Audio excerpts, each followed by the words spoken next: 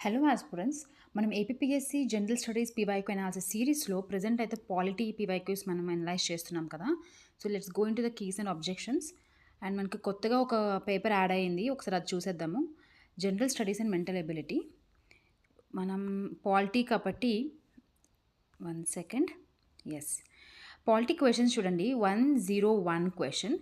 Which article of the constitution prescribe the 6 freedoms? అంటే it is talking about the article 19. Article 19లో మనకి right to freedom, freedom of speech and freedom of speech and expression, అలా కొన్ని ఒక 6 ఉంటాయి. ఎక్కడైనా వెళ్ళి settle అవ్వచ్చు, ఎక్కడైనా మూవ్ అవ్వచ్చు, ఓకే, ఏదైనా ప్రొఫెషన్ మనం తీసుకోవచ్చు అని చెప్పేసి ఇవన్నీ కూడా మనకి ఫండమెంటల్ రైట్స్లో ఉంటాయి. సో ఫండమెంటల్ రైట్స్ అనే ఒక కాన్సెప్ట్ని కూడా మీరు నోట్ డౌన్ చేసుకుని వాటి గురించి చదవాలి.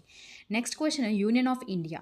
యూనియన్ ఆఫ్ ఇండియా అంటే ఏంటి? సో ఇది ఒక kind of application kind of question. మనకి యూనియన్ ఆఫ్ ఇండియా అనేది ఒక బాగా అర్థమైతేనే మనం ఈ ఆన్సర్స్ మనం అనలైజ్ చేయగలం.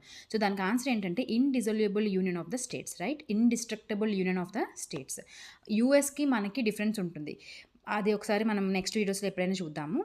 లైక్ ఇండియాలో అయితే ఇండియన్ యూనియన్ ఎలా ఉంటుందంటే indestructible union with destructible states. అదే యూఎస్ అనుకో indestructible union with indestructible states అనమాట. సో ఆ కాన్సెప్ట్ కొంచెం తెలియాలి. నెక్స్ట్, ఇంటర్స్టేట్ కౌన్సిల్ గురించి మనకి ఏ ఆర్టికల్ డీల్ చేస్తుంది? చాలా ఇంపార్టెంట్ అండి ఇది. ఆర్టికల్ 263 అనేది మనకి ఇంటర్స్టేట్ కౌన్సిల్తోని మనకి డీల్ చేస్తూ ఉంటుంది. సో రిమైనింగ్ ఆర్టికల్స్ కూడా చూసుకోవాలి. ఆర్టికల్ 261 అంటే ఏంటి, 262 అంటే ఏంటి, 64 ఇవన్నీ కూడా చూసుకోండి. Okay. Next, out of the following what is the true about fundamental rights? So they are granted by the constitution. Yes, they are granted by the constitution. If in case మనకి fundamental rights అనేవి కాన్స్టిట్యూషన్లో ఉన్నట్టుగా మనకు అమలు కాకపోతే మనము article 32 ప్రకారంగా సుప్రీంకోర్టుకి డైరెక్ట్గా మనం కేసు వేయొచ్చు అనమాట. They are violating our fundamental rights అని చెప్పి. Okay, with some exceptions. Next question, to become a member of parliament of India person as to no education qualification is necessary. ఒక ఎంపీ అవ్వాలంటే మనకి ఎలాంటి ఎడ్యుకేషన్ క్వాలిఫికేషన్ అవసరం లేదు. ఓకేనా, అదొకటి గుర్తుపెట్టుకోండి.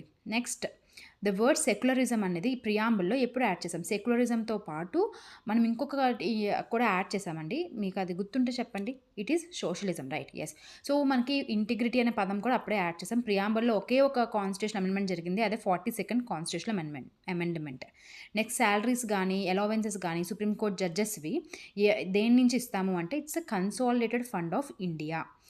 నెక్స్ట్, రైట్ టు ఎడ్యుకేషన్ అనేది fundamental right. Article 21A 86th constitution amendment act ద్వారా మనం దాన్ని యాడ్ చేసాం. దీని గురించి డిస్కస్ చేసాం కూడా లాస్ట్ పీవైక్యూ అనాలిసిస్లో.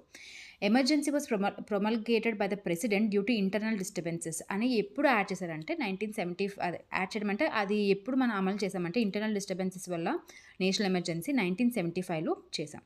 మినిమం ఏజ్ ఎంత ప్రెసిడెంట్ ఆఫ్ ఇండియా అవ్వడానికి అంటే